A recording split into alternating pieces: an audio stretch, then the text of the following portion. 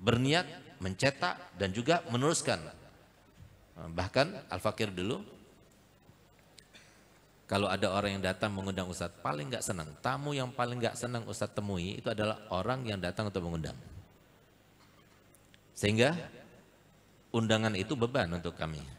Jadi jangan kamu kira bahwasanya dakwah itu senang dan menyenangkan, capek. Kenapa? Karena dakwah itu adalah momen atau event kita itu bermujahadah lebih banyak daripada masa-masa ketika kita tidak berdakwah. Ketika kita berdakwah, kita dipandang. Ketika kita berdakwah, kita dicium tangannya. Ketika berdakwah, orang-orang melihat kita dengan pandangan yang seakan menghormati dan memuliakan, menganggap kita ini orang baik. Kita di saat itu mujahadah. Muhammad SAW selalu terkait dengan umatnya.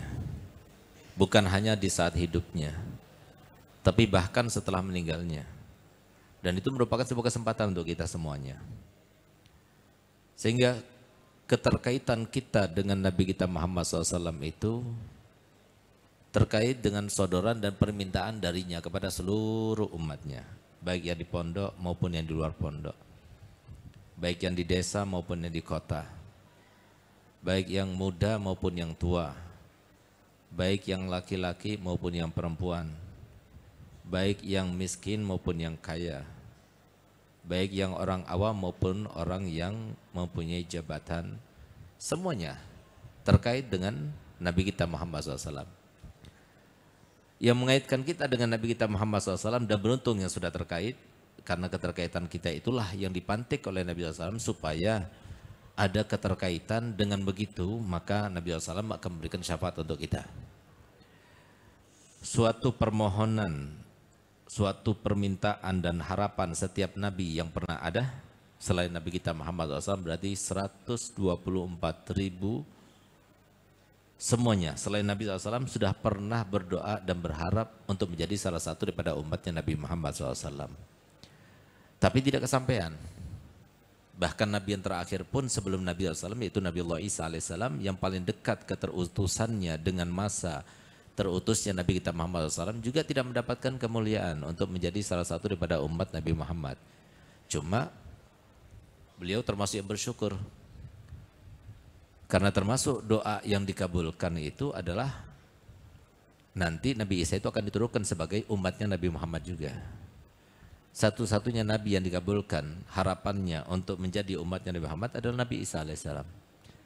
Sehingga Nabi Isa nanti ketika dilahirkan kembali, ketika diturunkan dari langit sana, maka Nabi Isa itu bukan sebagai seorang Nabi.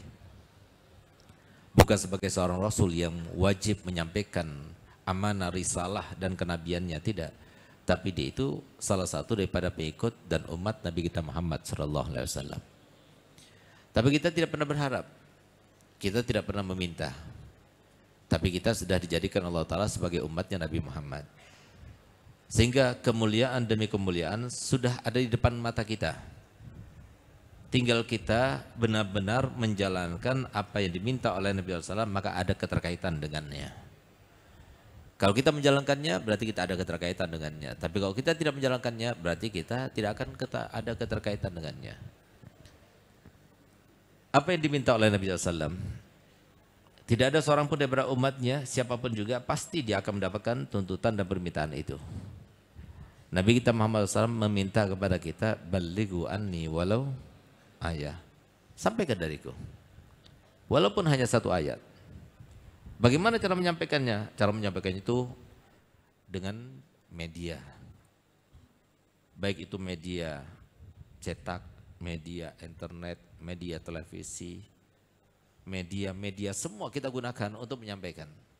Karena tugas kita itu bukan sebagai seorang yang menasehati, yang memberikan petunjuk dan sebagainya, tidak. Tapi kita itu sebagai seorang mubalik. Artinya mubalik itu apa? Yang menyampaikan saja. Kita tidak bisa merubah seseorang. Kita tidak bisa menjadikan saleh seseorang yang tadinya fasik menjadi orang soleh, nggak bisa. Kita nggak bisa menjadikan orang itu bertobat setelah tadinya itu bermaksiat. Kita tidak bisa menjadikan seorang itu berbakti setelah sebelumnya itu menjadi orang yang durhaka, baik kepada orang tua ataupun kepada suaminya. Tidak. Tapi kita cuma menyampaikan. Barangkali sebagaimana harapannya Nabi, farubba muballagin au aminas sami. Mungkin saja yang disampaikan itu, dia itu lebih peka, lebih bisa menerima. Apa maksudnya? Maksudnya teriring dengan hidayah. Mungkin yang menyampaikan dia tidak punya hidayah, tapi yang disampaikan kepadanya, maka dia beriringan dengan hidayah, sehingga Pak Allah Ta'ala sengaja menjadikan dia sebab orang ini yang menyampaikannya itu mungkin menjadi kekasihnya, mungkin menjadi seorang yang meneruskan perjuangannya, mungkin seorang yang akan mendapatkan anugerah menjadi seorang qutbiyah. Kita nggak tahu. Nah, oleh karena itu maka di sini raihlah kesempatan yang sudah di tangan kita, dan kita semuanya bisa. Jangan bilang kita nggak semuanya nggak bisa, semuanya bisa. Dalam kehidupan ini ada sebuah moto yang saya jadikan sebagai moto kehidupan kami. Dan saya berharap itu menjadi moto kehidupan anak-anak Ustadz dan juga menjadi moto dari kehidupan kalian semuanya. Moto itu adalah telah disebutkan lagi tadi di dalam puisi daripada Ustadz Behaki, yaitu hidup ini adalah sebuah kesempatan. Dan kesempatan itu harus perjuangkan, jangan dibiarkan begitu saja lewat. Sementara setiap perjuangan itu memerlukan kepada pengorbanan. Banyak di antara kita yang tahu itu kesempatan, tapi tidak digunakan. Kenapa? Orientasinya itu lemah. Dia tidak mempunyai kemampuan.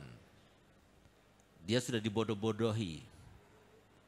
Dia sudah dijerumuskan dalam kesengsaraan demi kesengsaraan dengan pintu malas itu oleh siapa? Siapa lagi ya, bukan setan. Setan nggak mau kalian tuh punya amal yang banyak, kalian mempunyai jariyah yang banyak, kalian mempunyai keterikatan yang luas dengan Nabi Muhammad. Setan nggak mau. Kalau itu terjadi pada kalian, kalian akan menjadi orang bahagia. Di dunia bahagia, di alam barzah bahagia, di alam akhirat bahagia. Tidak akan dibiarkan oleh setan itu. Kalian akan dibiarkan, kalian itu harus hidupnya sengsara. Bagaimana caranya? Jauh daripada ilmu agama, jauh daripada tempat-tempat hidayah, jauh daripada melaksanakan tugas-tugasnya Nabi SAW, jauh daripada bahkan ajaran Nabi kita Muhammad SAW, supaya kalian terus berdosa dan berdosa dan berdosa. Dengan dosa itulah kemudian kalian akan banyak masalah, kalian akan banyak bencana, kalian akan banyak musibah, sehingga kalian menjadi seseorang yang hidupnya di dunia sengsara, di alam barzah sengsara, dan di alam akhirat sengsara, karena nanti di neraka berkumpul bersama setan, sumber daripada segala kesengsaraan. Itu keinginannya. Nah, oleh karena itu, kalau kita ingin tahu bagaimana gigihnya musuh kita yang bernama setan itu, Nabi kita Muhammad SAW bersabda, menyampaikan kepada kita bahwasanya orang yang paling benci kepada kita itu adalah setan. Kalau seumpama kita ini tidak dilindungi oleh 7 malaikat pelindung yang berjumlah 7 orang itu, 7 malaikat itu, maka niscaya setiap setan itu akan membunuh kita dengan cara kita dicincang-cincangnya dari saking dendamnya kepada kita. Nah, oleh karena itu, ketika Nabi kita Muhammad SAW berjumpa dengan iblis, lalu iblis berkata kepadanya, "Ya Muhammad, aku datang kepadamu dengan terpaksa." Maka Nabi SAW bertanya pada Jibril, kenapa dia itu mengatakan demikian? Lalu malaikat Jibril menjelaskan bahwasanya tidak ada seorang nabi pun, seorang rasul pun yang didatangi oleh iblis kecuali dengan niat tujuan untuk menjerumuskannya ke dalam dosa dan dosa. Kecuali engkau, dalam keadaan sekarang ini, dia datang kepadamu karena diperintah oleh Allah Ta'ala untuk mendengarkan setiap pertanyaanmu dan menjawab setiap pertanyaanmu dengan jujur. Kalau tidak jujur, maka semua janji Allah kepada iblis akan dicabutnya. Termasuk bisa masuk ke dalam aliran darah manusia, dalam pikiran manusia, bisa membersihkan suatu bersitan, membisikkan suatu bisikan, dan dia hidup panjang sampai hari kiamat. Itu semuanya bisa dicabutnya. Maka kemudian digunakan kesempatan oleh Nabi SAW sebaik-baiknya. Bertanya dengan pertanyaan yang sangat menguntungkan kepada umatnya. Di antara pertanyaan yang disampaikan oleh Nabi SAW, pertama kali pertanyaan itu adalah, siapakah manusia yang paling kau benci? Maka dijawab oleh Nabi kita Muhammad SAW, manusia yang paling aku benci adalah engkau dan keturunan.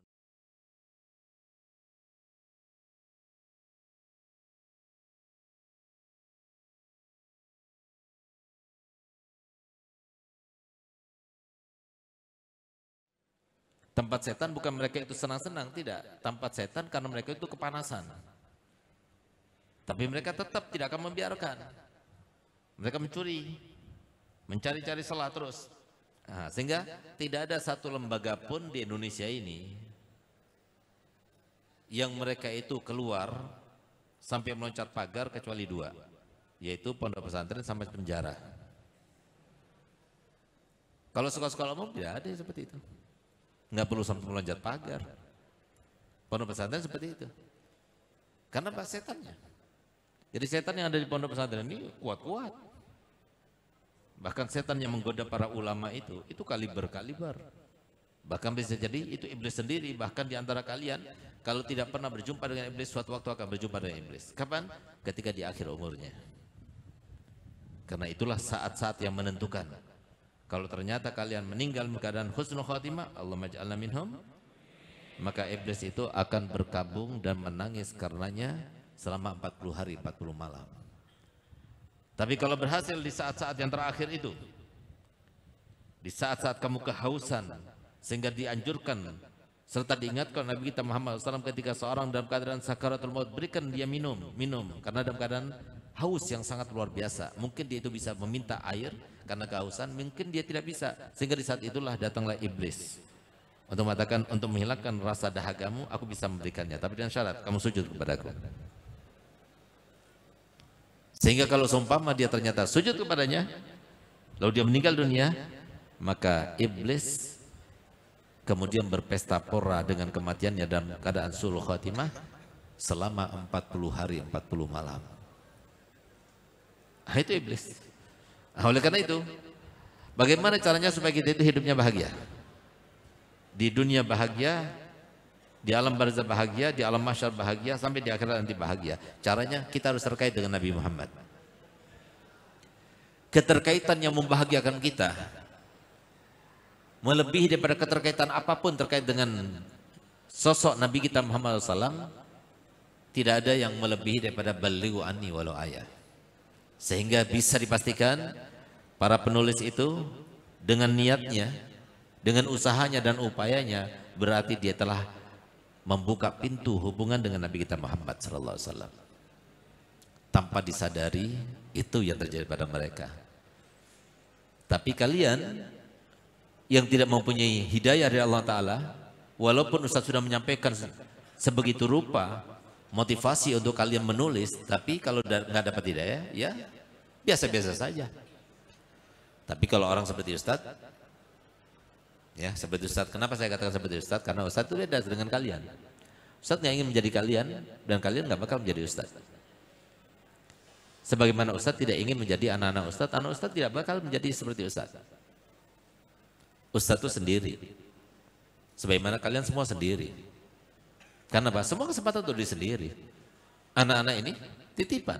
Kalian titipan. Tapi semuanya berjuang untuk siapa? Untuk diri kita sendiri. Berdasarkan firman Allah Ta'ala, ku anfusakum wa ahlikum. Jaga diri kamu dulu. Gak usah pikir yang lainnya, gak usah. Coba ketika kamu meninggal. Semoga panjang umur semuanya. Siapa yang kalian ingin di antara mereka untuk ikut bersamamu, menemani kamu? Ada yang mau? Ada yang mau? Istri kamu yang masih muda misalnya, mau ikut kamu? Boro-boro. Apalagi yang meninggal, istri. Boro-boro suaminya mau ikut. Yang ada itu kebanyakan suami itu mendoakan istrinya biar cepat mati, biar bisa kawin lagi. Biar kita paham, ini loh kita. Ini di kita. Dengan semua yang diberikan Allah Ta'ala kesempatan, gunakan.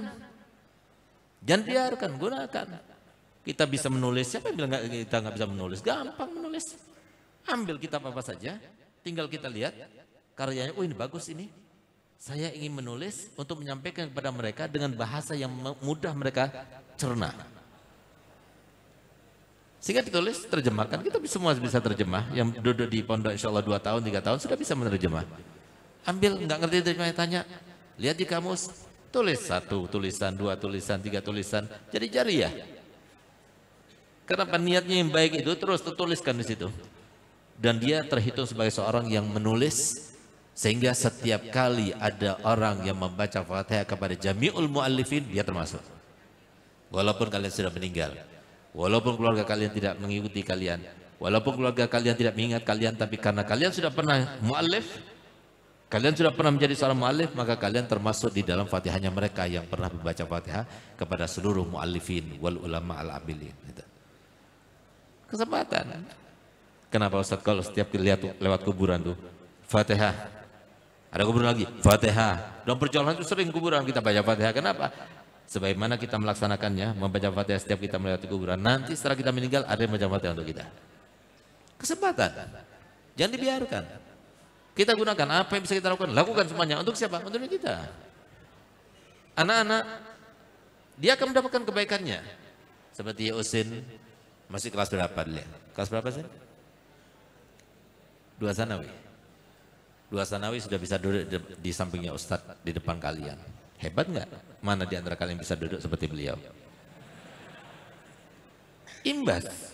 Dapat imbasnya karena anaknya Ustadz. Kalian menghormati, karena Imam Syafi'i mengatakan waladu syekh. Anak syekh itu seperti syekh. Dihormatikan apa? Karena ayahnya. Tapi kalau Ustadz nggak ada, semoga Ustadz panjang umur, sehat walafiat, maka kalian akan kurang hormatnya kepada waladi Husain. Kalau dia itu tidak membangun dirinya sendiri, terus nebeng kepada ayahnya, suatu waktu ayahnya meninggal, dia susah sendiri. Jangan pernah kita bertebeng kepada orang lain. Kalau Ustaz bernebeng kepada Abuya almarhum, Ustaz tidak berbuat. Kalau Abuya dikatakan dia adalah seorang orator, seorang ahli pidato, alhamdulillah Ustaz mengikuti jejaknya. Kalau dikatakan Abuya itu adalah seorang Ustaz favorit, idola, alhamdulillah Ustaz ikuti jejaknya. Kalau Abuya dikatakan sebagai seorang yang penulis, alhamdulillah tulisannya Ustaz lebih banyak daripada tulisan beliau. Jadi apapun yang dilakukan oleh orang tua, kita itu harus menjelma menjadi lebih baik. Dan tidak ada orang tua yang tidak suka dan tidak cinta kalau anak itu lebih baik daripada orang tuanya. Saya tidak katakan bahwa saya lebih baik, tidak, tapi setiap orang itu tuh merasa bangga kalau seumpama sama saja. Sehingga dikatakan man syaba abahu famah dalam. Kalau bisa menyerupai orang tua saja itu sudah luar biasa, kemuliaan yang luar biasa. Tidak dikatakan zalim itu. Kenapa? Zurriyatan ba'duha min ba'd. Itu disampaikan oleh Nabi SAW kepada Sayyidah Fatimah Zahra, kepada Sayyidatuna Zainab binti Nabi Muhammad SAW. Zurriyatan ba'duha min ba'd. Pantas anaknya siapa? Masalahnya, berapa banyak para ulama meninggal tapi anaknya bukan ulama? Berapa banyak para penulis meninggal anaknya bukan penulis? Berapa banyak para ulama ahli pidato tapi meninggal nggak ada anaknya yang ahli pidato? Berapa banyak ulama yang akhlaknya bagus, mulia tapi anaknya nggak seperti itu? Kenapa? Karena masing-masing nggak menggunakan kesempatannya. Nah, oleh karena itu, maka kami dulu ketika bersama Abuya, begitu pula Abuya Zain, Abuya Habib Ali, Habib Husin, semuanya menggunakan kesempatan yang ada. Kita nggak mau nebeng dan tidak diajarkan untuk menebeng. Kita waktu di pondok sama seperti kalian. Kita nggak pulang ke rumah. Kita makan sama seperti makanan kalian. Kita piket juga sama seperti piket kalian, menyapu, mencuci kamar mandi, mencuci kamar, mengepel kamar, semua itu kita lakukan. Kalau semua ada yang membantu, dipanggil sama Abu Hasan, kemudian dipukul yang membantu itu. Nggak boleh. Panggil Ustadz aja Lora atau Gus itu nggak boleh.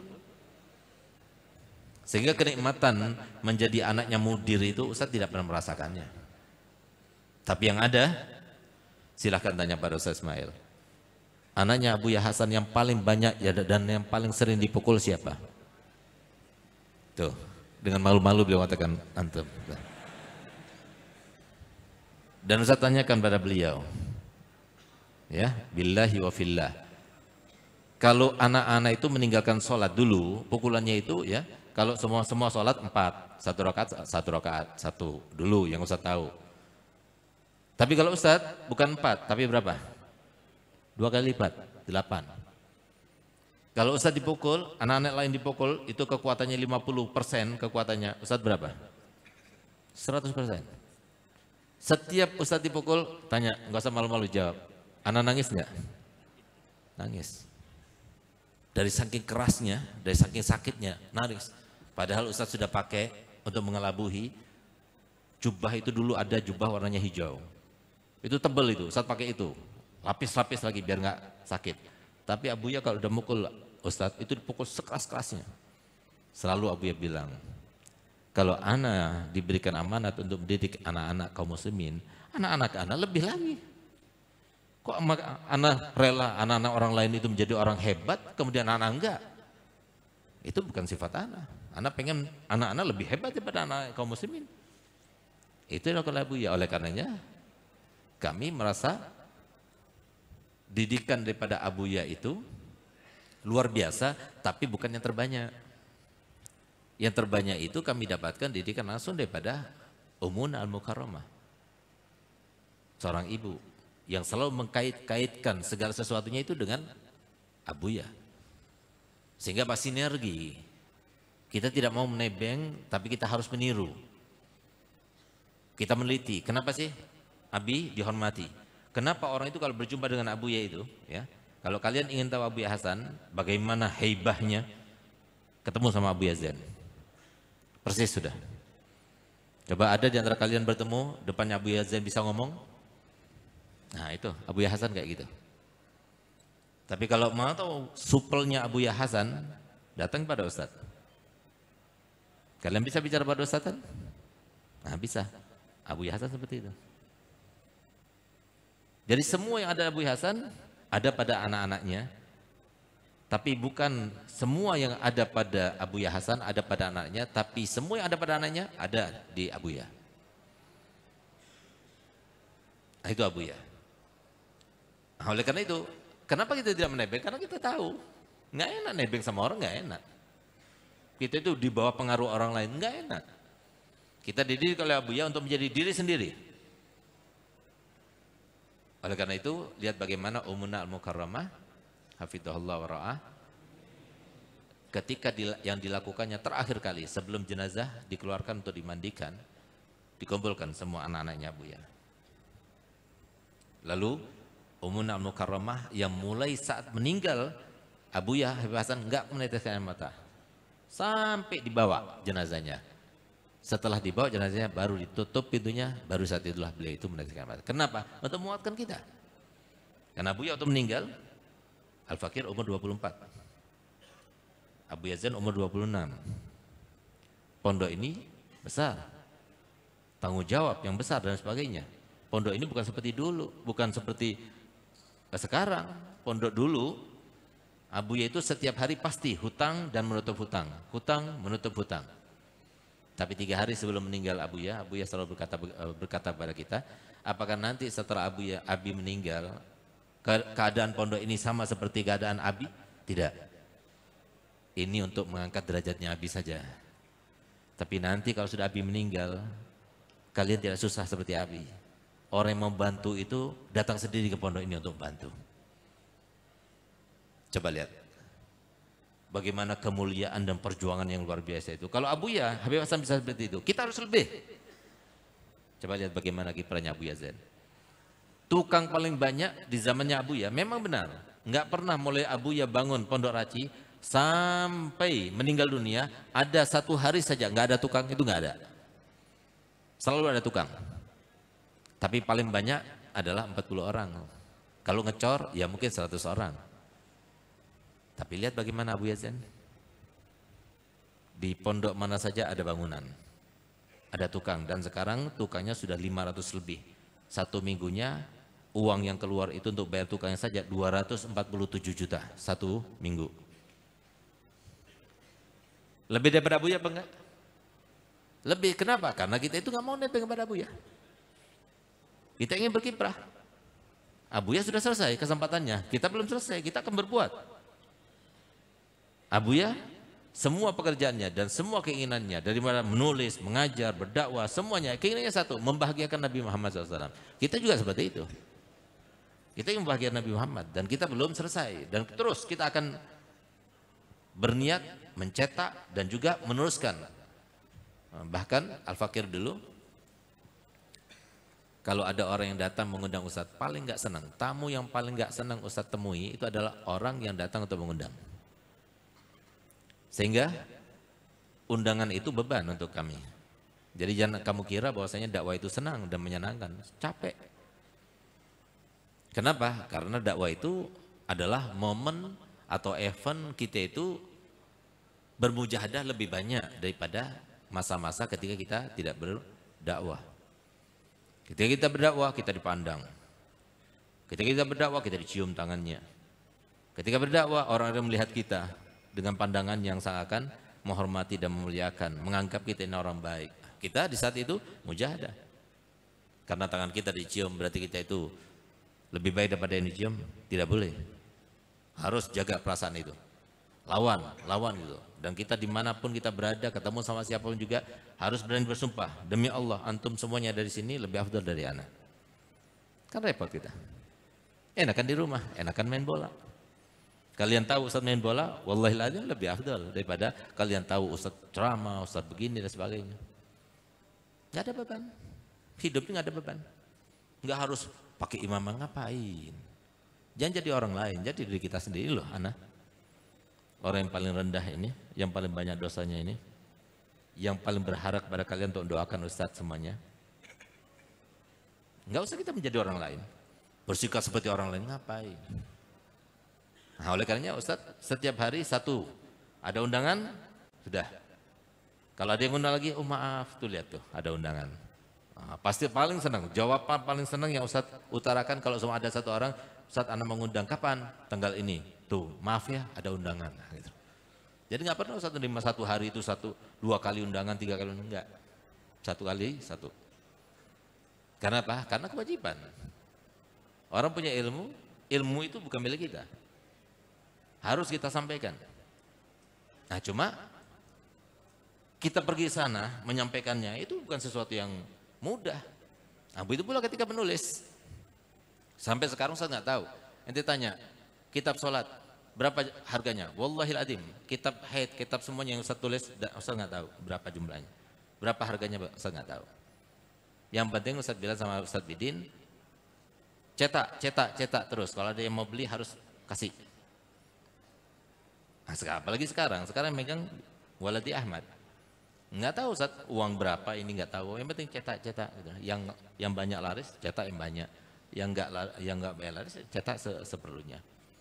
Kalau sudah terpaksa baru Ustaz minta duit itu. Itu aja. Ustaz nggak tahu. Kenapa Ustaz tulis? Ustaz mau cari sesuatu. Tambah banyak tulisan, tambah banyak kita terikat dengan Nabi kita Muhammad SAW. Nah, itu yang kita inginkan. Nah, oleh karena itu, maka rugi kalau kalian itu tidak menggunakan kesempatan itu. Siapa yang bilang di antara kalian tidak bisa menulis? Apa bedanya kalian dengan mereka yang menulis tadi, yang berjumlah berapa orang tadi, cuma belasan orang tadi? Apa bedanya? Mereka makan, kalian juga makan.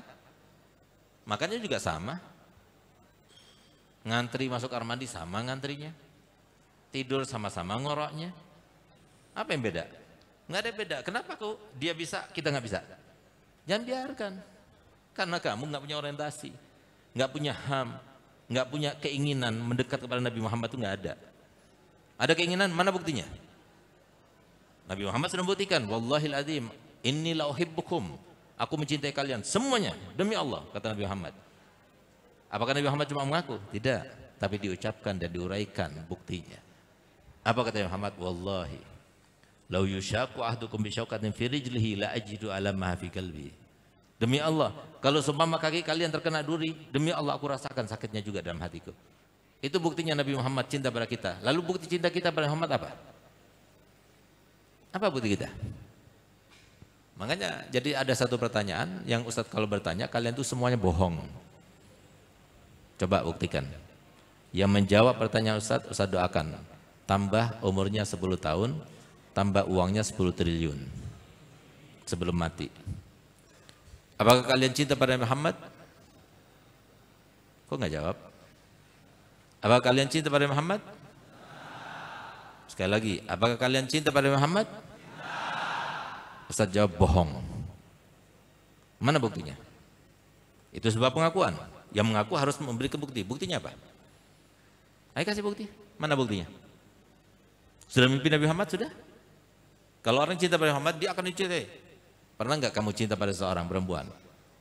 Seperti tadi, udah ada kaitannya sama perempuan aja, langsung udah fokusnya, wah gitu. Merajut cinta dalam pernikahan, wah langsung. Ingat tidak ketika kamu itu senang kepada perempuan, ya, terbawa mimpi nggak? Jangan bohong. Nah, kalau kali ini pasti nggak bohong kalian. Terbawa mimpi kan? Ah, itu cinta, tanda cinta. Sudah kebawa mimpi? Nabi Muhammad sudah mengatakan cinta pada kalian? Nah itu. Jadi kita nggak ada. Apa sih yang pernah kita lakukan untuk Nabi Muhammad? Tulis. Mudah tulis daripada bicara. Sulit. Kalau nulis nggak ada orang tahu. Nggak perlu demam panggung. Ada orang mau nulis mau demam panggung gitu ada. Ustaz, ana minta ijazah, Ustaz. Kenapa? Ana setiap menulis pasti demam panggung. Gitu. Ada? Nggak perlu kita transportasi nggak perlu, ini nggak perlu, ketemu sama orang nggak perlu, tulis. Itu pun nggak kalian lakukan. Terus apa tanda buktinya kalian cinta pada Muhammad? Apa buktinya? Padahal cinta pada Muhammad itu adalah wajib hukumnya. Wajib, setiap orang muslim harus cinta pada Muhammad. Tapi apa buktinya? Nah, oleh karena itu, maka Ustaz beritahukan kepada kalian, Ustaz ini seorang penulis. Tapi ketika kita mendapatkan murid-murid kita itu menulis, maka Ustaz itu bangga, luar biasa, bahagia. Karena apa?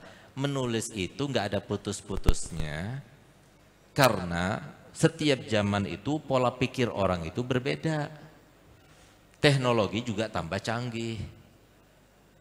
Kalau Ustaz tulis kitab Ustaz yang pertama, yaitu problematika haid dan permasalahan wanita, itu di saat Ustaz umurnya 17 tahun. Kalau Ustaz jadi anak-anaknya Ustaz, ketika mereka itu berumur 17 tahun dan mereka tidak berhasil untuk menulis, ya Ustaz katakan kesian deh. Karena apa? Karena tidak bisa melewati atau tidak sama seperti ayahnya. Ustaz kata demikian, bukan hanya untuk anak-anak Ustaz, tapi kalian juga anak Ustaz. Buku pertama yang saya tulis adalah problematika haid dan permasalahan wanita. Itu pertama kali buku yang ada di Indonesia semuanya, yang ada labelnya itu baru itu. Nggak ada yang nggak ada labelnya. Tapi kemudian anak putri ada yang menulis, kalian juga ada yang menulis kemarin masalah fikih haid dan sebagainya dengan bentuk yang berbeda. Mungkin keterangannya sama, tapi bentuknya beda. Lebih mudah dimengerti dengan pola pikir yang lebih tepat. Karena apa? Pola pikir kalian dengan pola pikir Ustaz beda.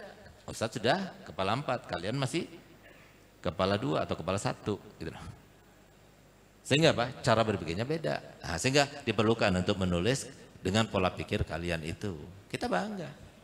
Dan tidak mengurangi pahala Ustaz karena ada penulisan-penulisan berikutnya berarti pahalanya Ustaz nggak ada. Tetap aja asal kita menuliskan Allah Ta'ala terus kita akan mendapatkan jariahnya, pahalanya. Setiap ada yang membaca, kemudian atau ada yang kitab yang mencuplik dari kitab Ustaz, berarti Ustaz dapat pahalanya. Karena apa? Dia menukil dari kitab Ustaz. Nah, tapi yang muskilah itu, yang problem itu, yang masalah itu bagi yang tidak menulis. Siapa itu? Kalian tuh yang paling banyak nih, yang nggak menulis, yang malas-malas itu, yang nggak tahu hidupnya kayak gimana ke depannya gitu. Saya katakan begitu, untuk apa? Untuk motivasi kalian gitu loh. Kalian itu hidup untuk apa? Kalau bukan untuk Nabi Muhammad, untuk apa kalian hidup? Lakukan semuanya, paling tidak sebagaimana katakan Al Haddad, barang siapa yang punya kecerdasan, maka jadilah orang alim. Untuk apa? Menyambung lidah Nabi Muhammad. Kalau enggak punya kecerdasan, maka jadilah seorang yang ahli mihrab. Untuk apa? Menambah poin-poin supaya dekat pada Nabi Muhammad. Kalau enggak punya ilmu, enggak bisa belajar, enggak bisa juga mihrab, maka jangan sampai kita itu jauh daripada akhlak. Karena Nabi SAW telah mengatakan bahwa yang paling dekat kepadaku nanti majelisnya, kedudukannya di akhirat adalah yang paling sama, mirip akhlaknya denganku. Enggak ada yang keempat, sudah cukup 3 itu aja. Nah, kita posisinya di mana? Di posisi pertama, kedua, atau ketiga? Nah, oleh karenanya saya katakan, maksudnya hidup ini adalah sebuah kesempatan. Kalau seumpama kita katakan bukan kesempatan, saat itu hidup cuma kesempatan hanya bagi ustadz, bagi yang lainnya bukan kesempatan. Salah dan bohong yang mata demikian. Kenapa? Telah disebutkan bahwa sifatnya Allah Ta'ala adalah Al-Adil. Saya mau tanya pada kalian, kenapa hidung kalian itu ada yang macam-macam? Ada yang hidungnya mancung, ada yang hidungnya pesek. Kenapa ada gigi yang rata, ada gigi yang merongos? Kenapa ada bibirnya yang sensual, bagus, ada bibir yang apa? Doer. Kenapa di antara kalian ada yang kulitnya itu glowing, ada yang bopakan? Kenapa di antara kalian ada yang putih, ada yang hitam? Allah nggak adil? Berarti Allah nggak adil? Kenapa di antara kalian tinggi badannya tapi ada yang pendek? Kenapa di antara kalian ada yang tampan, lalu ada yang jelek? Allah nggak adil? Yang tampan kawin nggak? Kawin nggak? Yang jelek kawin nggak? Yang tampan makan tidak? Yang jelek makan tidak? Adil Allah Ta'ala. Cuma biar kalian tahu, Allah itu konsep penciptaannya terhadap semua makhluknya maupun ketentuannya serta keadaan yang terkait dengannya, itu semuanya itu dengan satu konsep yang sama. Apa itu? Setiap makhluknya, setiap ketentuan bagi makhluknya, dan setiap keadaan bagi makhluknya itu tidak terlepas daripada ada kelebihan dan ada kekurangannya. Kamu lihat perempuan, yang paling tipis bibirnya, yang paling lemah badannya, yang paling doer, yang paling kuat.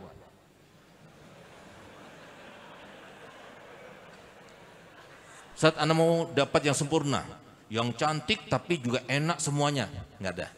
Nanti di surga ada.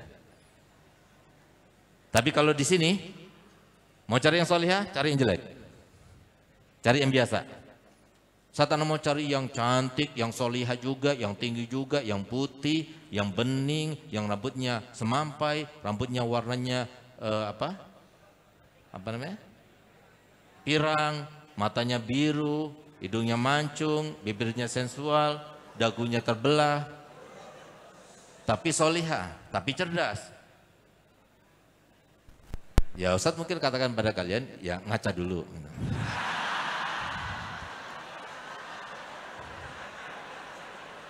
Kenapa? Jodoh itu nggak jauh beda. Jodoh itu nggak jauh beda. Gitu. Jadi paling nggak di atasnya 2 strip mungkin, ya mungkin. Atau di bawahnya 2 strip mungkin. Tapi kalau semua di atasnya 3 strip, nggak mungkin. Mau kamu, ya? Mohon maaf, kamu kawin sama wanita cantik banget. Kamu pendek, dia tinggi. Badannya bagus, kamu gemuk. Kamu jalan sama dia. Orang-orang lihat kepada istri kamu itu. Kaget nggak kalau sama kamu itu disangkanya pembantunya? Enak nggak dikatakan begitu? Enak nggak? Itulah. Allah kasih semuanya itu. Ada kelebihan, ada kekurangannya, semuanya. Allah Maha Adil. Allah Maha Thayyib, Allah Maha luar biasa. Nggak ada yang lebih daripada Allah, itu nggak ada. Jangan suudzon pada Allah, jangan. Semuanya diberikan kesempatan. Cuma kita itu harus tahu, ada yang sifatnya standar, ada yang sifatnya tidak bisa berubah. Ya, kalau sifatnya standar berarti bisa diperbaiki. Kamu warnanya, kulit kamu hitam, mau dibikin putih, ya nggak bisa. Kamu memang Allah ciptakan pendek, mau dibikin tinggi, nggak usah paksain gitu loh. Karena pendekanmu itu ada kelebihannya. Sebagaimana ketinggian seseorang itu ada kekurangannya. Semuanya itu. Berarti Allah Ta'ala menciptakan mereka yang berkulit hitam. Berarti Allah Ta'ala nggak adil pada mereka? Adil. Orang paling kuat di dunia adalah orang yang berkulit hitam. Nggak ada yang bisa mengalahkan. Dan seumpama setiap perempuan itu tahu dengan apa yang dimiliki oleh orang kulit hitam, pasti perempuan itu berharap dan berangan-angan kawin sama orang kulit hitam. Cukup, nggak usah didetailkan lagi. Nah, itu yang terjadi. Lihat Indonesia, orang Indonesia hitam manis semuanya. Ya kan? Nah, tapi kalau orang-orang Eropa sana, Orang Arab sana sudah kawin sama Indonesia, nggak mau kawin lagi. Kenapa? Sempurna. Katanya disebutkan Indonesia itu orangnya kan kecil-kecil, tapi kecil-kecil cabai rawit. Nah, jadi Ustaz jelaskan secara detail seperti itu. Untuk apa? Supaya kita tahu Allah itu Maha Rahman, Allah Maha Adil. Cuma orang yang cerdas itu adalah orang yang bisa mencari-cari apa kelebihannya dan apa kekurangannya. Kekurangannya itu jadi tampakkan. Sudah tahu kita tidak berakhlak yang baik, sudah jelek berakhlak jelek lagi, habis sudah kita. Kalau kita itu misalnya jelek mukanya, tapi kita baik akhlaknya, masih bisa dihormati sama orang. Sudah jelek mukanya, jelek akhlaknya, apalagi diharapkan? Doakan saja biar cepat mati aja. Adanya itu pecundang namanya gitu. Ada lagi orangnya ganteng, luar biasa, dipuja dan sebagainya. Tapi begitu tahu akhlaknya, langsung dia semua mundur. Kenapa? Dia nggak tahu. Kelebihannya itu tidak dipoles dengan kelebihan yang lainnya. Sehingga yang ada itu kekurangan. Memang Allah ciptakan itu setiap kelebihan ada kekurangannya. Kekurangannya tidak diantisipasi. Sehingga kekurangannya itu kemudian menjadi sebab akhirnya dia terperosok. Karena apa? Dia tidak jeli melihatnya. Jangan pernah membiarkan ada orang lain bisa menulis, kalian tidak bisa menulis. Apa bedanya aku sama dia? Dekati dia. Belajar gimana cara menulis. Nah, oleh karena itu, mungkin itu yang bisa Ustaz sampaikan kepada kalian semuanya. Ingat, jadikan moto ini adalah moto kehidupan kalian semuanya. Hidup itu adalah sebuah kesempatan. Kesempatan untuk apa? Berbuat. Kesempatan untuk bekerja. Kesempatan untuk meraih seluas-luasnya, selebar-lebarnya apa? Cintanya Allah dan cintanya Nabi Muhammad. Kita ingin sebelum meninggal kita akan dikatakan Nabi Muhammad, wallahi inni la uhibbak. Aku cinta padamu. Nah, ini yang kita inginkan. Ini yang kita harapkan. Allah mengatakan aku ridho kepadamu. Selesai sudah. Berarti kita sudah mendapatkannya. Ini yang kita harus cari kesempatan ini. Dan setiap kesempatan itu harus diperjuangkan. Sementara perjuangan itu selalu memerlukan kepada pengorbanan. Kamu menulis, berkorban, jangan majelasan dulu. Kamu menulis, berkorban, jangan kumpul sama orang yang malas-malas itu. Kamu menulis, berkorban, jangan keluar sana. Kalau udah keluar sana, kamu menulis, lihat sana, keluar sana, lihat perempuan, berhenti nulisnya. Terganggu, yang fokus. Makanya Ustadz kalau ingin melakukan sesuatu itu, di planning. Silakan tanya kepada mereka yang telah membantu Ustadz. Ya Ustadz, diantara sebabnya kenapa Ustadz tidak pernah memakai kalian untuk membantu menulis? Kecuali orang tertentu saja, diantaranya Ustadz Hanifansa itu. Tanya pada Ustadz Hanifansa, setiap tulisan anak ada yang lebih sebulan? Apa yang anak katakan? Selalu kalau merintahkan beliau, Ustadz, anak kasih waktu berapa? Berapa yang mampu untuk menulis? Berapa yang mampu untuk membantu anak? Tanya dulu Ustadz, seminggu, jangan lebih. Sekali dia itu lebih, enggak bakal pakai lagi Ustaz. Nah itu Ustaz. Nah, karena apa? Semuanya ada planning. Nah, jadi salah satu daripada yang bantu Ustaz adalah istri daripada Ustaz Baihaqi. Nah, dia tepat. Apa yang Ustaz ucapin pas. Nah, karena Ustaz menulis itu dengan menulis rekaman, udah itu ditulis, nanti Ustaz edit gitu. Nah, sehingga kalau seumpama kemudian waktu itu mepet 1 bulan, tinggal 10 hari, Ustaznya dia ngebut. Ustaz kirim ke Ustaz Hanifansa, udah itu besoknya harus datang lagi, berapa lembar, harus seperti itu.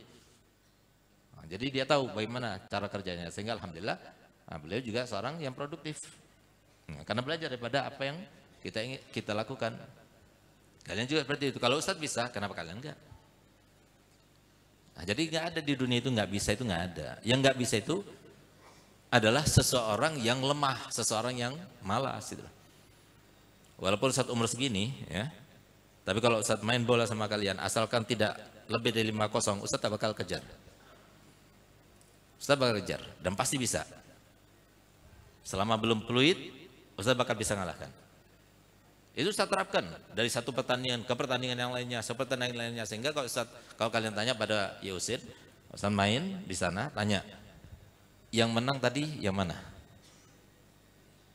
Hah? Abi, minggu kemarin yang menang yang mana? Minggu kemarinnya lagi yang menang yang mana? Nah, gitu. Kenapa? Karena kita punya semangat. Kita pengen nggak boleh kalah, nggak boleh. Nggak ada itu istilah kalah, itu nggak ada. Gagal, nggak ada gagal. Memang. Jadi silakan kalian ustaz, kalian bukan ustaz, ustaz bukan kalian. Dan ustaz nggak bakal mau jadi seperti kalian. Alafu ya. Jadi ustaz waktu di Madinah dulu, ustaz belajar menulis dan sampai sekarang tulisan ustaz jelek. Karena memang sudah dikatakan oleh ahli penulis, diantaranya Ustaz Hasan Basri, Ustaz Faiz, ya. Nah, beliau katakan ini tangannya emang jelek ini katanya. Walaupun belajar nulis kayak gimana tetap kayak begitu gitu loh.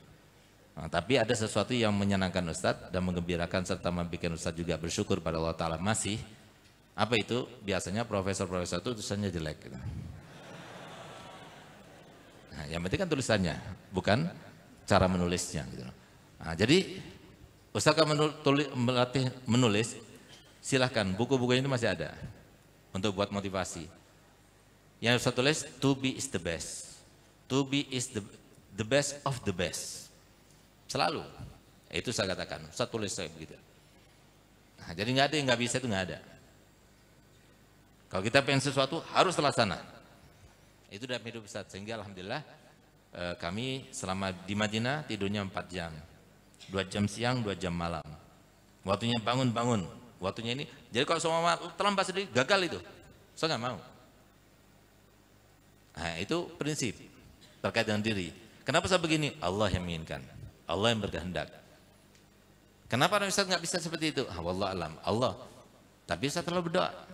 Bahkan Ustaz sekarang ini bangun malam itu hanya mendoakan anak-anak Ustaz dan kalian. Allah maj'alni wa ikhwani wa uladi wa zurriyati wa talabati wa talibati min ulamil amilin wa du'atil mukhlisin wa minal aghniya an-nafi'ina lil muslimin wa la hisaba fi yaumiddin mahfudin min jamil fitan ma dhahara minha ma batan fid dunya wad din mutakhaliqin bi ahlaki sayyidil mursalin mustaqimina fi ta'ati rabbil alamin maftuhin alim futul arifin wa faqihum fid din wa ilhim tafsir ta'wil mu'afan sadum jamil amrat wal asqam wa min amrat qalbiyah wa man tala umruhu wa sunna amaluh.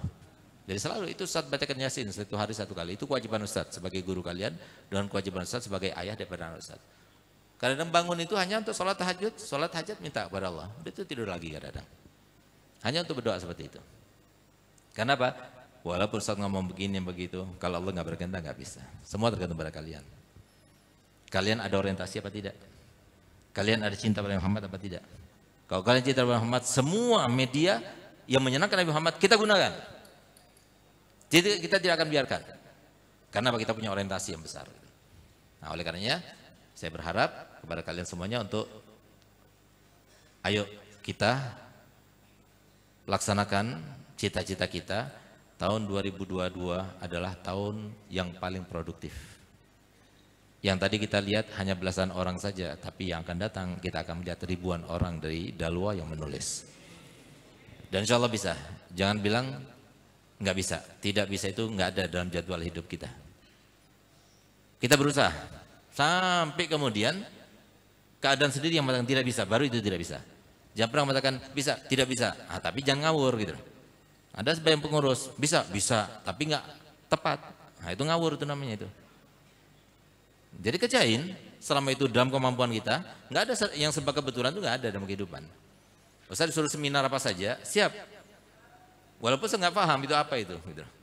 Karena kadang temanya itu Ustaz belum ngerti apa itu temanya. Tapi kalau orang itu menunjuk Ustaz berarti dia itu merasa bahwasanya Ustaz sudah bisa. Ustaz iya kan, Ustaz nggak pernah takut pada tantangan, Ustaz nggak pernah menolak. Nah, karena apa? Nggak ada yang serba kebetulan, tapi semuanya sudah direncanakan. Siapa yang merencanakan? Allah.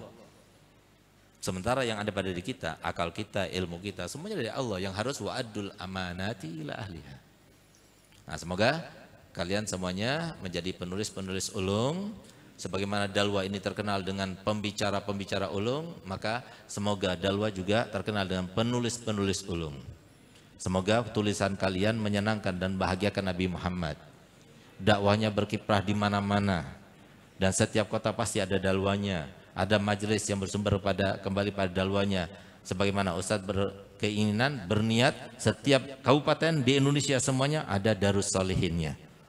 Majelis yang Ustadz bina Nah, semua di Indonesia ada Darus Solihnya. Kalau terlaksana, alhamdulillah. Kalau nggak terlaksana, Ustaz sudah niat seperti itu. Semoga kalian yang menyiapkan dan melaksanakan, insya Allah. Amin ya rabbal alamin. Alhamdulillah telah kita dengarkan dengan seksama dan semoga menambah motivasi kita. Maka untuk membuat kita lebih bergairah lagi dan lebih menambah semangat dalam dunia tulis menulis, saya buka untuk 3 orang penanya saja. Yang tercepat angkat tangan, maka dia yang boleh. Dalam hitungan ketiga, 1, 2, 3. 1, 2, ada lagi? Oke, yang di belakang, silahkan. Dari Al-Ahnaf Al-Zain, dan yang lain bisa maju untuk menyampaikan pertanyaan. Sebutkan nama dan asal.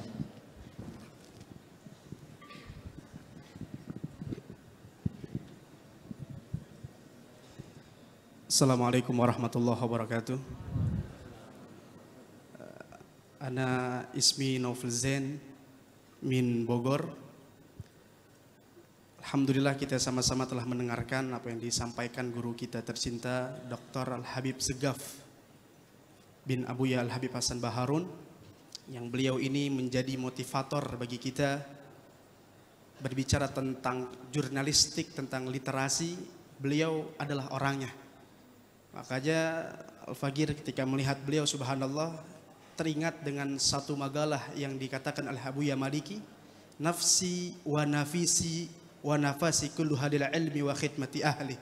Jiwaku, nafasku dan hartaku untuk ilmu dan orang yang berkhidmah untuk ilmu. Dan subhanallah, beliau adalah termasuk bagaimana yang disampaikan oleh Abuya Maliki. Mudah-mudahan kita mendapatkan keberkahan daripada beliau.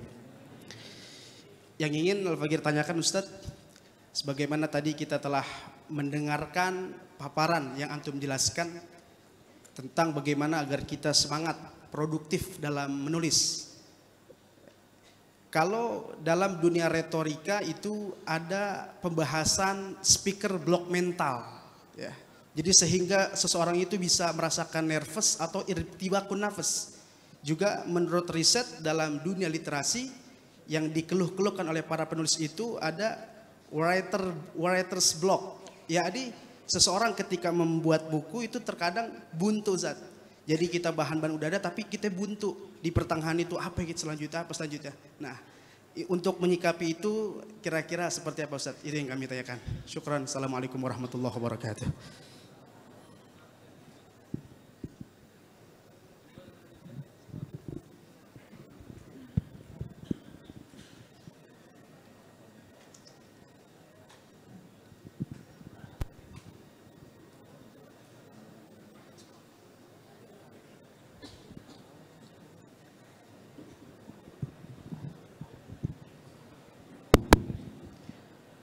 Assalamualaikum warahmatullahi taala wabarakatuh.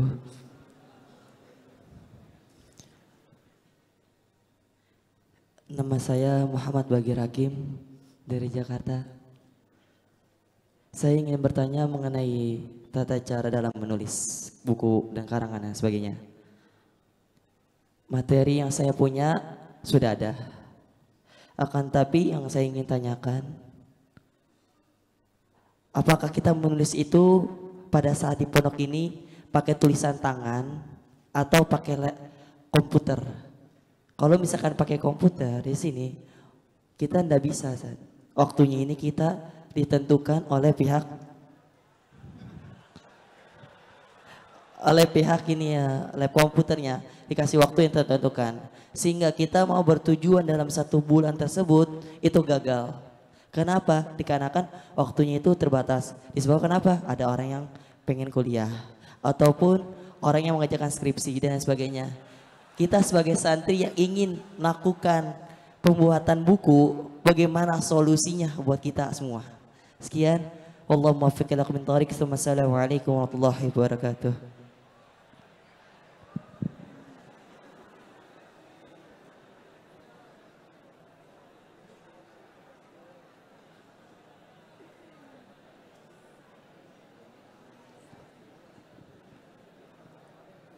Ana Zidan Muhtad Musni bisifati Rais Penadalwa. Urid an asalukum, gimana pandangan antum kepada para penulis yang berdakwah melalui cerpen atau novel.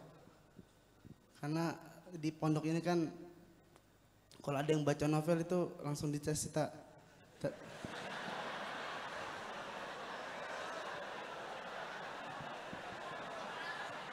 Sekian, terima kasih Ustaz.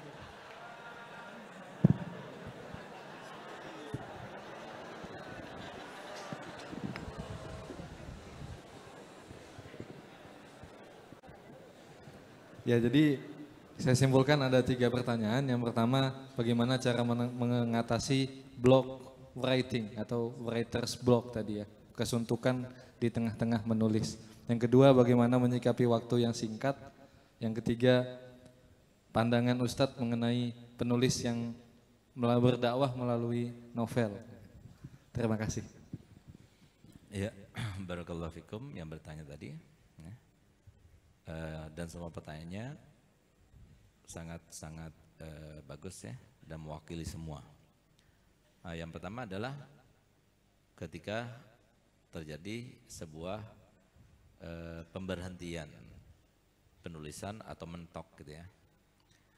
Jadi begini, mungkin antara penulis satu dan penulis yang lainnya itu berbeda-beda ya, caranya itu berbeda-beda. Sama seperti jawaban dari pertanyaan kedua gitu ya. Cara penulisan itu berbeda-beda, tergantung kepada orientasi dan juga kemampuan serta fasilitas yang tersedia. Jadi kalau Ustadz itu kalau menulis kitab itu pertama kali yang Ustadz tulis itu adalah judul. Judul itu ada, langsung Ustadz suruh kepada teman-teman Ustadz yang biasa menulis grafis ya, membuat cover buku itu, bikin. Belum apa-apain, ini cuma ada judul aja gitu. Judul. Setelah bikin, lihat covernya, ini Ustadz gimana, cocok ini? Enggak, kurang ini. Jadi Ustadz, kalau Ustadz gitu ya, untuk apa? Cover kitab ini yang sudah Ustadz telanjurkan, Ustadz ucapkan kepada fulan itu, yang membantu Ustadz itu sudah motivator buat Ustadz. Motivator. Setelah dia itu membuat covernya, Ustadz itu covernya Ustadz taruh di background Mac Ustadz ya, atau di komputer Ustadz itu. Sehingga apa? Setiap hari Ustadz lihat. Gitu. Ketika sudah berkeinginan untuk menulis, maka di saat itulah kemudian, ini waktunya untuk menulis. Ustadz kumpulkan kitab-kitab sebagai sandaran atau pustaka kitabnya itu. Kemudian Ustadz bikin kerangkanya. Bab 1, bab 2, bab 3 terus sampai itu yang Ustadz kedua, tahap kedua. Tahap ketiga, ketika Ustadz mau menulis bab yang 1 terkait dengan apa? Ustadz baca dulu referensi itu. Kemudian yang direferensi itu tidak Ustadz terjemahkan dan Ustadz tulis sesuai dengan yang Ustadz baca, tapi dengan pikiran Ustadz dan pola pikir Ustadz. Karena berdakwah itu ya seni ya, berdakwah itu seni. Sama penulisan juga seni. Seninya itu apa? Terkait dengan apa? Terkait dengan seni merayu. Bagaimana orang itu termotivasi untuk membaca, untuk mempraktekkan, lalu untuk mudah menghafalnya atau mudah untuk menerapkannya, mengingat kembali gitu loh. Sehingga rumus penulisan kitab Ustadz itu adalah 1, ditulis untuk mudah dibaca. 2, ditulis untuk mudah dimengerti. 3, ditulis untuk mudah diterapkan. Dan semua kitab Ustadz yang Ustadz tulis itu dengan cara seperti itu. Dengan bahasa, jadi Ustadz katakan pada Ustadz Hanif, Ustadz Fauzi, dan semua yang pernah menjadi editor, silahkan ganti kata per kata ya, kalau nggak tepat ya misalnya, atau ada yang kurang lengkap hurufnya silahkan ganti. Tapi ibarat jangan. Selalu saya katakan pada mereka seperti itu. Kenapa? Karena maksud tujuan Ustadz mengungkapkan dengan begitu, itu ada tujuannya. Sehingga Ustadz ungkapkan seperti itu. Jadi waktu Ustadz belajar dulu, Ustadz punya konsep belajar yang silakan kalau kalian itu meniru gitu.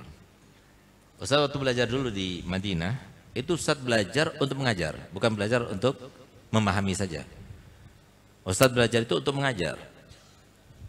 Ustaz pernah jadi seperti kalian. Waktu baca kitab pertama kali nggak ngerti.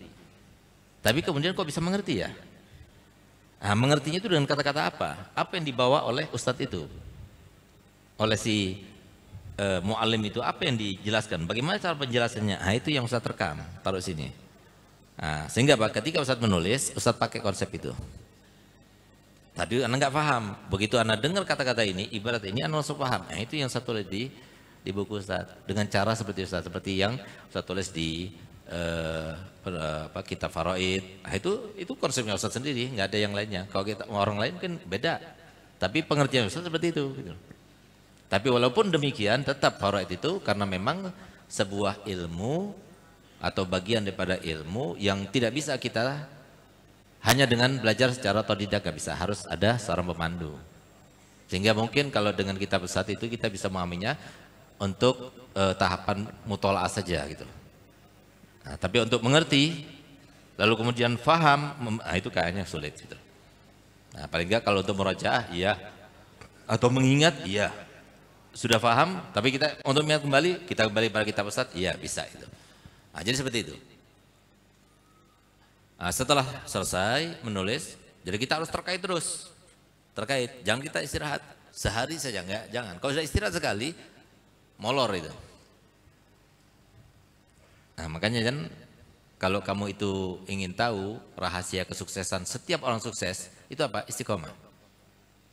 Mau orang kaya jadi orang kaya, mau pejabat jadi pejabat, mau seorang penulis jadi penulis, mau orang alim jadi orang alim, mau dai jadi dai, dan semuanya itu unsur utamanya itu, unsur kesuksesannya itu karena satu, apa itu? Istiqomah. Kalau sudah dia itu enggak istiqomah, susah. Oleh karenanya Allah Ta'ala firman dalam Al-Quran, wa allaw istaqamu la asqainakum ma'an ghadaqa. Apa itu ma'an ghadaqa? Tergantung apa yang kamu inginkan. Caranya apa? Buka pintu istiqomah. Nah, jadi kalau sudah kita berhenti, kenapa Ustaz katakan kalau soal terlambat dia, harusnya sekarang sudah keluar, ini enggak keluar, Ustaz enggak pakai lagi. Kenapa? Kegagalan dia dalam menjalankan istiqomah itu akan menular pada Ustaz. Ustaz enggak mau. Masih banyak murid Ustaz yang lainnya. Tinggal siapa di antara kalian yang mampu, tapi tepat waktu. Sebelum Ustaz perintahkan dia itu nulis, Ustaz katakan begitu. Setiap orang kaya, setiap orang pejabat juga sama seperti itu konsepnya. Jadi jangan biarkan di dalam diri kita itu ada sebuah kegagalan. Apalagi disebabkan orang lain. Jangan dipakai itu orang lain itu. Emang itu kejam ya, untuk diri kita sendiri kejam gitu. Untuk orang lain itu kejam, tapi untuk diri kita sendiri itu motivasi, motivator itu. Nah, jadi itu yang Ustaz terapkan sehingga alhamdulillah waktu di Madinah itu 1 tahun Ustaz puasa dahar, 1 tahun Ustaz puasa Daud, 1 tahun laginya dahar, tahun terakhir puasa Daud. Alhamdulillah kitab Minhaj itu sampai 1/6-nya Ustaz hafalkan, Riyadhus Shalihin sampai hatam, dan semua hafalannya diwajibkan itu dalam waktu 6 bulan Ustaz hafalkan selesai. Dan Ustaz membaca kitab Zubat itu dari awal sampai akhir cuma 1 jam 1/4. Tanpa pegang buku, tanpa salah, paling cepat, paling kuat hafalannya. Karena apa? Setiap minggu Ustaz ulang, setiap minggu Ustaz ulang, istiqomah. Tapi begitu Ustaz pulang ke Indonesia, ya, karena kumpul sama kalian, akhirnya ketularan malasnya kalian, Ustaz nggak ngulang lagi. Makanya kan al-bi'atu ghayru tiba, gitu. Pantas kalau dikatakan zubihal ilm baina afkhadin nisa, udah kalian sibuk. Kalau udah kawin sudah akan sibuk. Ya, Ustaz sudah kuatnya hafalan luar biasa, tapi sekarang udah nggak lagi. Riyadhus Shalihin Ustaz hafal, Jawharut Tauhid Ustaz hafal, Mulhatul I'rab Ustaz hafal, Alfiyah Ustaz hafal semuanya. Tapi setelah Ustaz sibuk kayak begini susah. Nah, oleh karena itu gunakan masa-masa jomblomu itu, gunakan. Itu masa-masa yang paling indah. Nanti kalau sudah kamu kawin, senengnya cuma sebentar, bahagianya nikmatnya cuma sebentar, singkat, tapi pusingnya luar biasa. Sehingga karena pusing kalian itulah, jadi akhirnya kalian malas lagi baca kitab, ini apa semuanya ini. Seperti sekarang, anak-anak Ustaz tanya, Abi enggak pernah murojaah, enggak pernah baca kitab. Terus mau baca kitab apa? Orang anak pidato di mana-mana dibilang, wah hebat ya, isinya hebat. Sudah cukup, berarti enggak usah murojaah. Ustaz kalau baca kitab sama kalian, nah itu murojaah. Pagi-pagi anak-anak baca kitab, itu murojaahnya Ustaz. Ustaz ngajar di kelas, itu murojaahnya Ustaz. Gitu. Nah, kalau murojaah saya nggak pernah murojaah gitu. Ustaz mau pidato di mana? Baca kitab dulu, nggak pernah. Kenapa? Karena Ustaz merasa di mana-mana bagus sudah bagus, oh, sudah cukup sudah. Alhamdulillah. Gitu. Nah, makanya jadi kalian Ustaz. Ustaz nggak mau jadi kalian dan kalian nggak bisa nggak jadi Ustaz. Nah, tapi kalau kalian bisa, berarti lebih baik daripada Ustaz. Itu harapannya Ustaz. Tapi kalau tidak, ya sudah tetap kalian menjadi pecundang. Gitu. Kalau nggak mau dikatakan pecundang, ya tiru Ustaz. Ayo kalau bisa. Jangan bilang nggak bisa. Ustaz sama seperti kalian. Bakatnya Ustaz Ismail. Ustaz di antara anak Abuya yang paling nakal itu siapa? Tuh.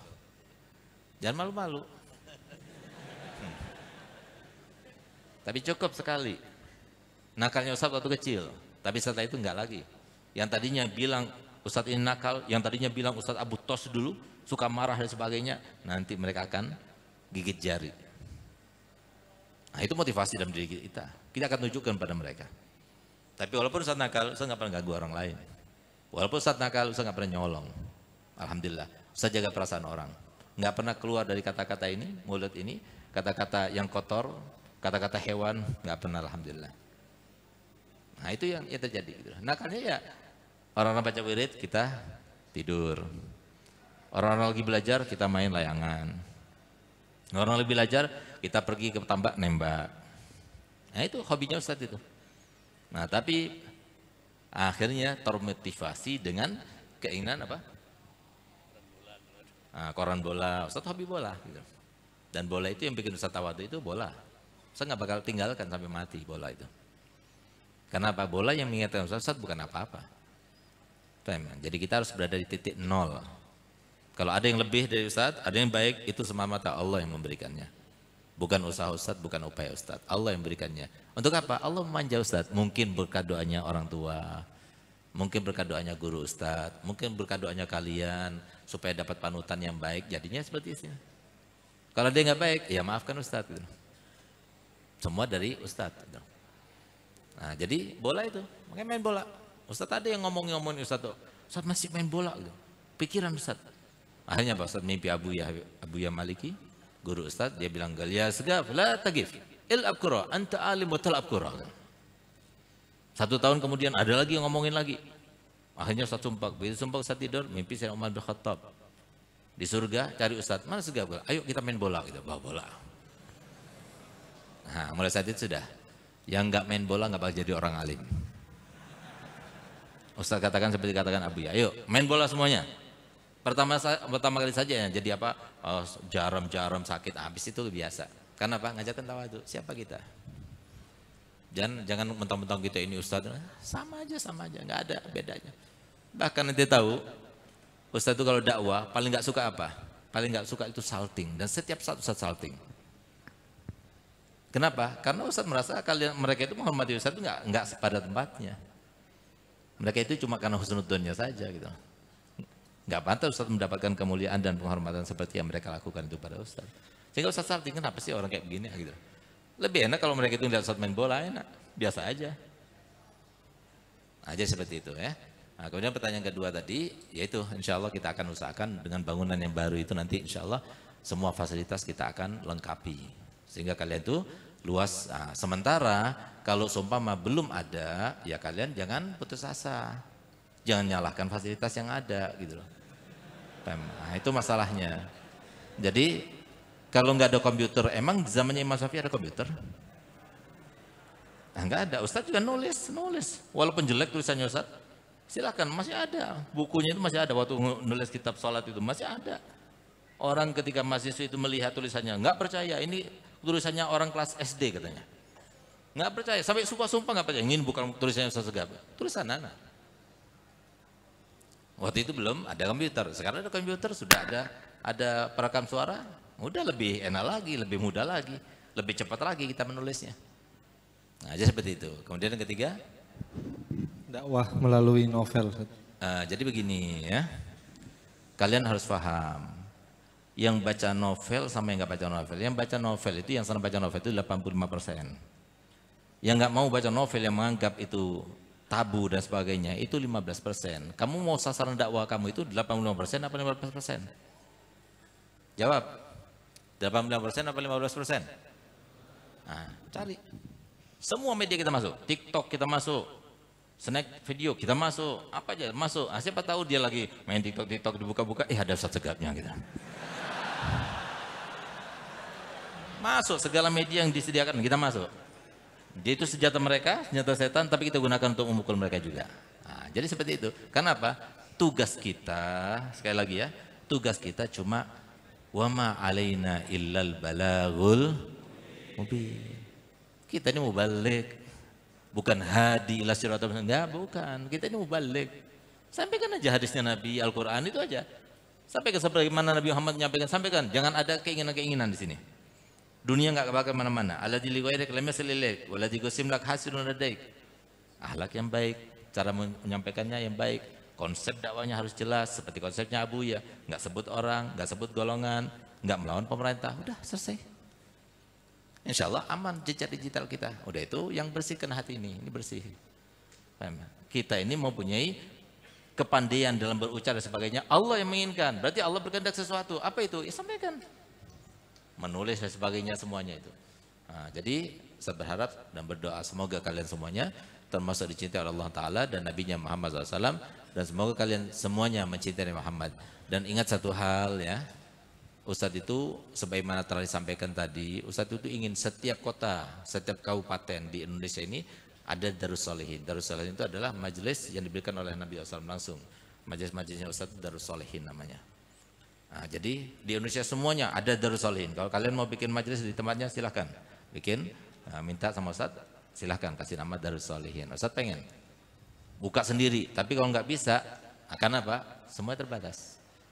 Ustadz kemarin itu senang-senangnya Ustadz itu dakwah dimanapun, jauh kayak gimana pun tetap Ustadz senang dakwah. Jadi Ustadz itu jalan capek ya, pusing dan sebagainya, tapi sudah duduk di mimbar itu kesenangannya Ustadz, kebahagiaan Ustadz. Nggak ada yang lebih membahagiakan lebih daripada duduk di mimbar begini. Nah, cuma masalahnya Ustadz lupa kalau Ustadz itu sudah kepala 4, sehingga kemarin itu Ustadz diingatkan, Ustadz pingsan di kamar mandi. Nah, oleh karenanya Ustadz berharap siapa melanjutkan kiprahnya Ustadz? Ya kalian semuanya, ayo. Nggak mau kalian dicintai oleh Nabi Muhammad? Nggak mau kalian melakukan untuk Nabi Muhammad? Berbuat untuk Nabi Muhammad? Nah, lakukan untuk kita masih hidup. Lakukan niat yang banyak, niat yang banyak. Terutama apa? Berakhlakul karimah. Jangan pernah merendahkan orang lain. Jangan pernah memvonis orang lain, jangan pernah. Itu bukan kapasitas kita untuk menilai orang lain. Orang lain semuanya baik. Semuanya dicintai oleh Nabi Muhammad. Tidak ada satu pun daripada umat Muhammad kecuali sudah pernah disumpah oleh Nabi Muhammad. Ketika turun ayat yang berbunyi, wala saufa yu'tika rabbuka fatarda wallahi innila arda wahidan min ummati finnar. Semuanya. Lalu kamu benci dia? Lalu kamu vonis dia itu ahli nar? Siapa kita? Senangkan Nabi Muhammad. Selamatkan semuanya selamatkan. Itu keinginannya Nabi Muhammad. Semoga kalian bisa.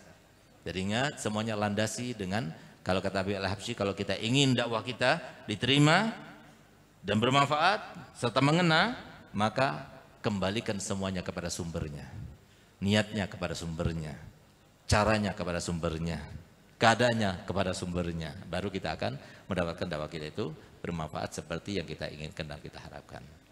Kalau semua ada yang mendapatkan hidayah, ada yang memuji, kita katakan, itu semuanya karena Allah, bukan karena kita. Jadi jangan sampai itu mengatakan itu karena kita, karena saya menyampaikan, tidak. Semuanya karena Allah, Allah yang berkehendak.